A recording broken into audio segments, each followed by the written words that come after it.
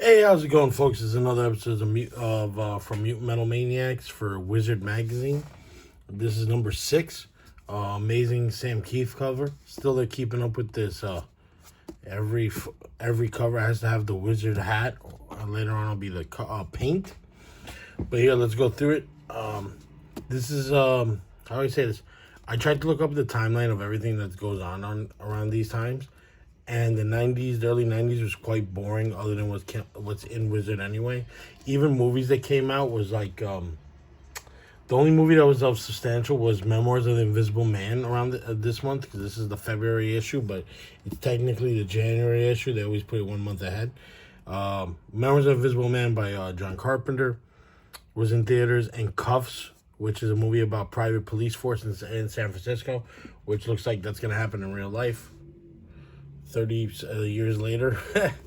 All right, so let's dive into this sucker. Atomic Comics ad, as always. Cool Sam Keith interview. Marvel Comics Presents, which I still consider the greatest comic book run of all. It's 3 short stories in every book, but they're not like Isaiah stories. You'll have to read like 8 issues to finish one of them, but it's cool because it's like 6 or 7, 8 pages, and then next you have to wait for the next issue. Sam Keith really made his bones in there, and like I guess his grimy artwork fit for it. I call it grimy artwork because it's rough looking. It's not clean. Like you'll see the comparisons I have for a lot of people. Like this is like how I say it, this is perfect comic book art. Like it's grimy, it's tough, but you could see like other artists later on in later episodes. You're gonna see how they're influenced greatly by Sam Keith. Spider-Man Tales. Everybody has this cover. It's great. I didn't know he did an Alien story. I'm gonna have to read this when I get a chance to. More ordering comic book stuff, and this is the part that makes me laugh. These they had hotlines for back issues, but I'll show you a funnier one later on. But this is just, I guess, to order what you need to have somebody to talk to. They go look and get it for you in Virginia. Oh yeah, Valiant just started around this time. This is all the issues. Like everything's 1-2, 1-2 on this stuff. Number 4 maybe. This is Jim Shooter from Marvel. A guy who a real stickler to everybody in the company because he was super young when he was hired, and I guess like when you're the Wonder Kid or whatever, that you always got problems with everybody. And now he's an older guy and he has problems with everybody. So he started his own company called Valiant. Yeah, somebody started in 92 February. I still like Exo Man of War. The other ones I was not into, and I forget which one. Bloodshot was the one made into a film starring Vin Diesel. I don't know if anybody saw it, but let me know in the comments how it was. The Incredible Hulk story. I guess they talk about the 6 issues that he was the Gray Hulk and then becomes the Green Hulk. He is definitely one of the more popular characters of all time. Especially Peter David's run, because this is like in the middle of it.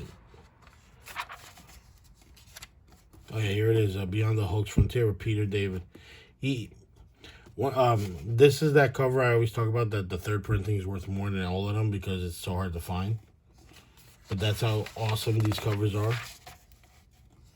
Return of the Grey Hulk, or Mr. Fix-It he was called. Oh yeah, more Hollywood movies. This is right, I think I don't know if it just came out, Batman Returns, or it might have been at the end of this year, but we'll find this out. I'll get more accurate because films is hard. I was hoping to be able to look up what VHS came out that year because so many independent companies, but it's hard to find anything like that. Later on, it's a little bit easier because everything's time dated and all that stuff. But for now, sorry about that. Look how excited everybody is with this movie coming out. I guess it's still being made because it's a Christmas release, yeah. Paul Reubens, Pee Wee Herman plays Oswald Cobblepot's father in a small cameo role. This is when they're talking about Robin was supposed to be in there, starring Marlon Wayans. Let's see who else is. Kim Basinger doesn't return, and they don't bring back Billy D. Williams, which I thought would have been a great Harvey Dent. He's a phenomenal actor. Dragons Den in Yonkers. Oh, wow. Yeah, this is now this is where comic books change for everybody. The Sandman. A lot of people get offended when I say this, but Sandman brought back an audience of women into comics, and that's why it's like always in print, because there's always a new audience of people to read it. If men, women, non-binary, it's just a very open world that you can read into and love. And this was the first book I ever got of Sandman. I got it on a class trip in '95 to Manhattan. We went to some bookstore out there for some reason, and I bought The Dollhouse, which is still one of the creepiest books I ever read, but awesome. And then I think I still got it somewhere, I hope. But we'll figure it out later. This is a great Palmer's Picks. This is a great book. The funny part is, if you're a single issue collector, the single issues are not expensive of Sandman, because the more the fan base is to read the whole run and not fight over single issues. They're not like Spider-Man and X-Men where I got to get a key. It doesn't matter. You want to read the whole story, beginning to end.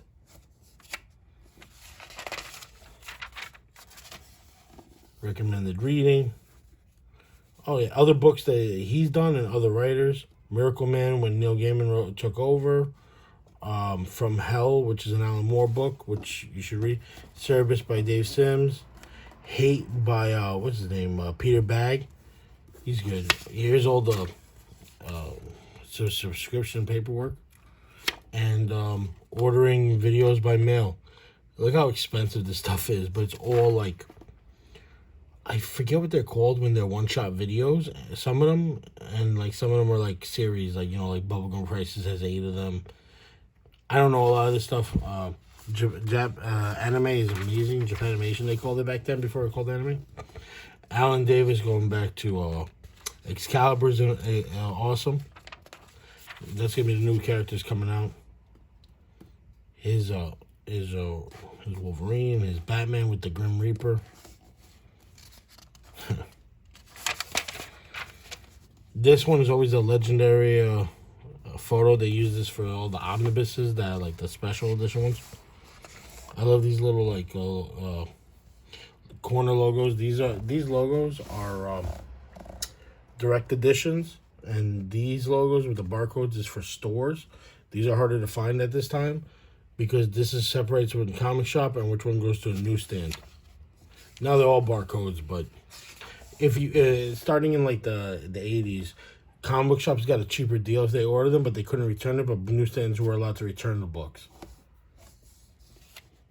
that were not sold. Adam Strange, what a phenomenal character. He's another one nowadays that's hard to get, like the omnibus, because they don't reprint it that often, but it's only one book. And this is a cool character. I don't remember him being a 10-cent book, but I don't know everything, you know. Mystery in Space. Him later in Justice League. This is, I think, an Andy Kubert run book from the 90s or late 80s, I guess I made a mistake. And him in the Justice League. You know what the funny part is? I live in Astoria, Queens, and one of the guys who owns Silver Age, or the guy who owns Silver Age, used to help out all these shops and get them all their comics. This is Village Comics. I spoke about it in another video. And you think about it, like sometimes it's so hard to get like back issues, so you need help. And this is this shop had help from Queens, you know, and it stayed open for a while, but stuff changes.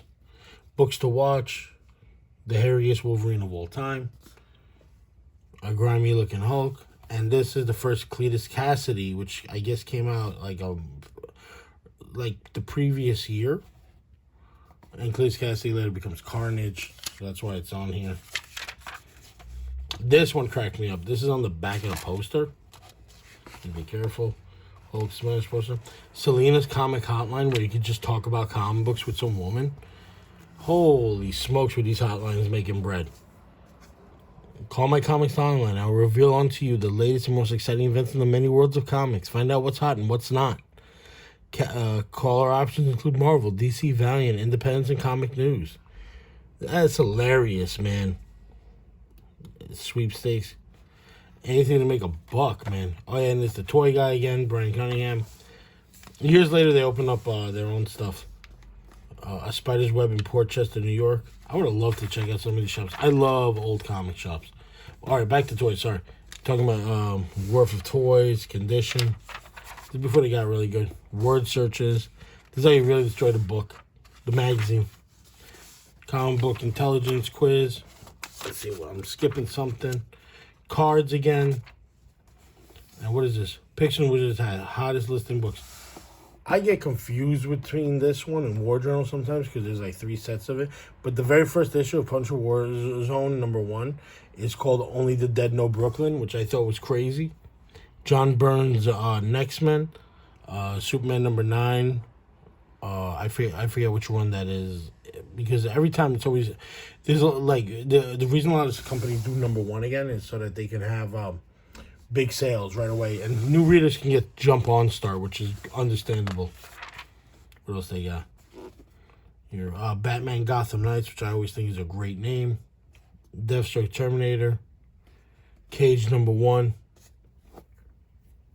New Titans 84. I have no idea. I can't wait till they get color, because sometimes you can't even see some of this work on too well because it's just all black on black. It's made to be very colorful. Takes you a second to blend in. More picks. This is Batman 475, the very first appearance of Renee Montoya, who later becomes the ventriloquist. I'm burnt. I'm sorry. Later becomes the Question, but I read this real quick. The cover is the ventriloquist with Scarface. And I bought this book just because I enjoyed the cover. And then I was like, oh, crap, it's the first Renee Montoya, because I love her as the Question. And I think she's going to show up in a CW show as Renee Montoya, detective from GCPD. Or later on she becomes the Question, which will be a good, 1 year of a detective, 1 year of this. But who knows with these comic companies, with these TV shows. Hold on. There's another book here that says Marvel. It says New Warriors #21. Marvel Boy is jailed for his father's murder. This is a character who was savagely abused by his dad. And I remember seeing that as a kid and wondering, not really understanding it, because at this time I am 6 years old. No, I'm 7. I was born in 84. But, confused what's going on, you know what I mean?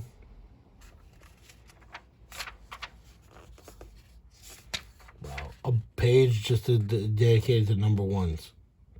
Next one, #1, Serial Killings, spelled cereals like the food. Batman Gotham Knights, Baseball Sluggers, Ken Griffey Jr. Rogue Trooper, which is a great British book from 2000 AD, which also is called Rebellion here. I guess back then they called it Fleetway. Everybody wants a #1. Top 100 books. Top 10 comics sold. And here's the list I love to look at, but it never changes. It's going to be... you know how much it doesn't change? This is the first. #1 on this list is New Mutants 87 first print. #7 is second print. Forget about it. It's all the same. It's always going to be X-Men. I love all this stuff. I'm trying to put notes on when they do start changing. More comic book cleaning, grading, market watch, blah, blah, blah, blah. And here's the same old is the list of books. In black and white, it doesn't look as good. Come on, this Huntress is a great cover. There's a creepy hand on Hulk's face. See what towards the end. Judge Dredd with Judge Death on it. Wizard's Price Guide. Some of these prices are nowadays prices. They're later on you're going to see how low they can go. Comic Cons, people's mailing photo. They would send in envelopes that they drew on, which I think is great. I would keep all of those if I was the Wizard staff. Why not? Keep a collection of that stuff. It shows how good you are, that people enjoy your stuff. And then the envelopes that I'm. And this is where it gets annoying, like you can see in this next issue, is when they start giving you 2 different covers. I'm going to try and get a printout of the second covers, because I don't have all of them. I think I have the flash cover for this one, not the XO one, but it's still annoying that it exists. And here, I guess previews caught up with paying paying Wizard to be advertised, because last month was Advanced Comics, this month is previews. I guess they're gonna keep alternating. All right, thanks for this episode. I'll see you on the next one.